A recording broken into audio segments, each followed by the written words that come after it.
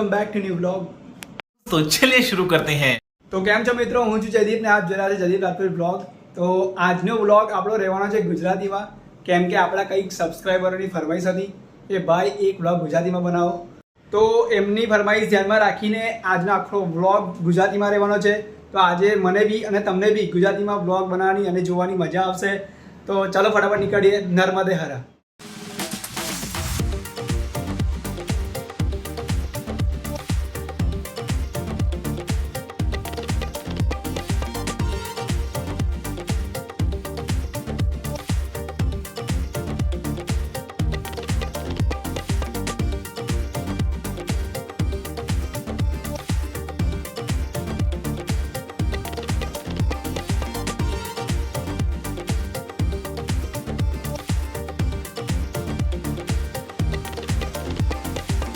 One hour later.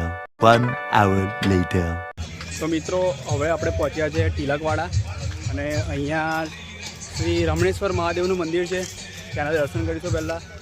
ત્યાંથી આપણે જે પરિક્રમા છે એ ચાલુ કરીશું। તો પહેલાં મહાદેવના દર્શન કરીએ, ચાલો।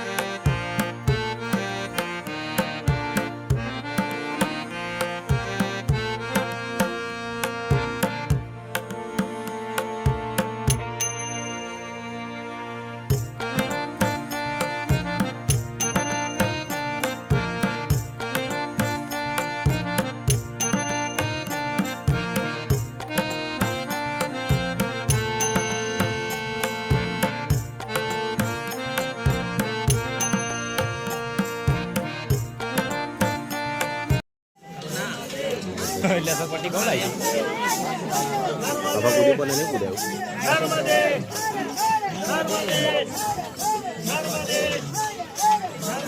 તો અહીંયા સામે તમે જોઈ શકો છો, એમ તો બહુ જ અંધારું છે, તમને કદાચ નહીં દેખાતું હોય। અહીંયા સામે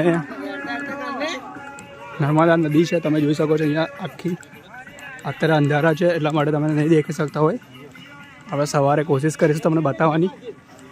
આ ઉત્તરવાહિની નદી કહેવાય, જે નર્મદા માતાની એ છે।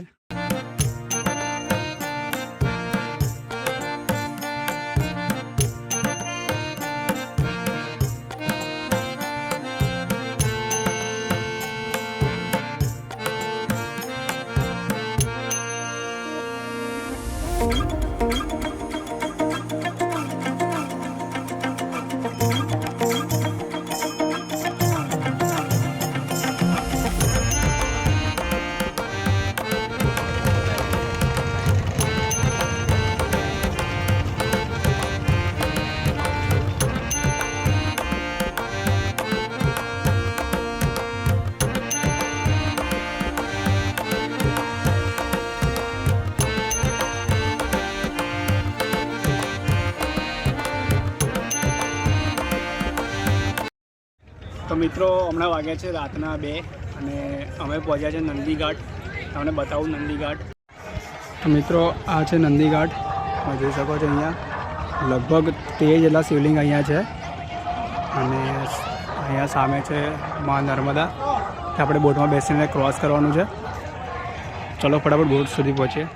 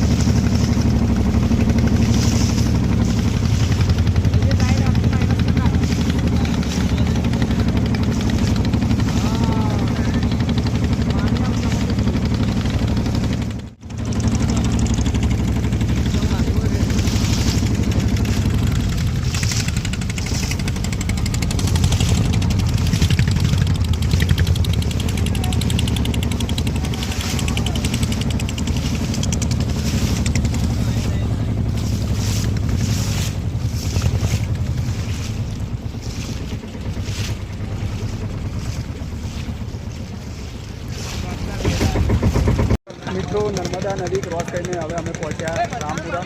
અહીંયાથી હવે અમારી યાત્રા કન્ટિન્યુ કરીશું. ચાલો.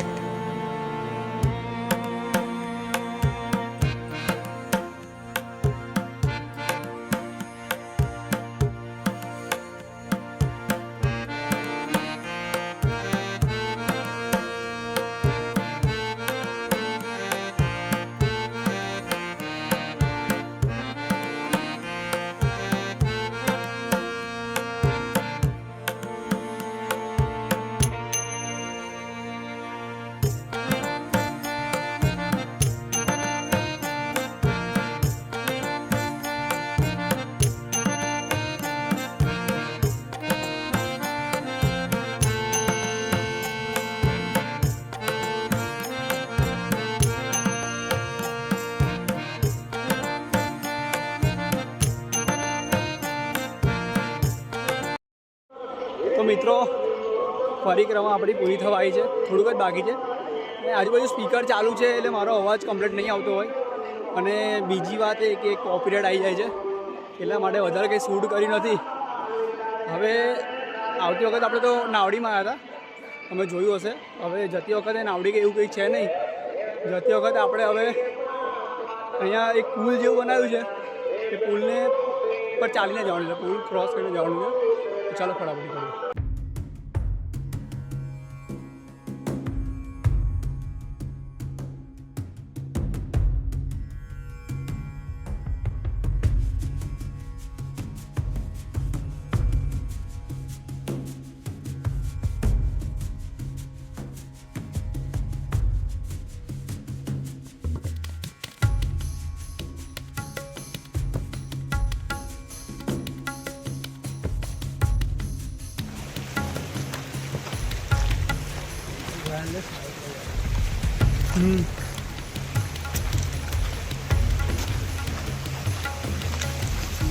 મિત્રો હવે અમારી નર્મદા પરિક્રમા જે હતી એ પૂરી થઈ છે.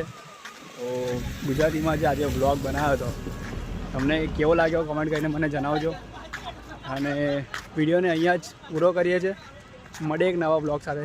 ત્યાં સુધી જય માતાજી, હર હર મહાદેવ.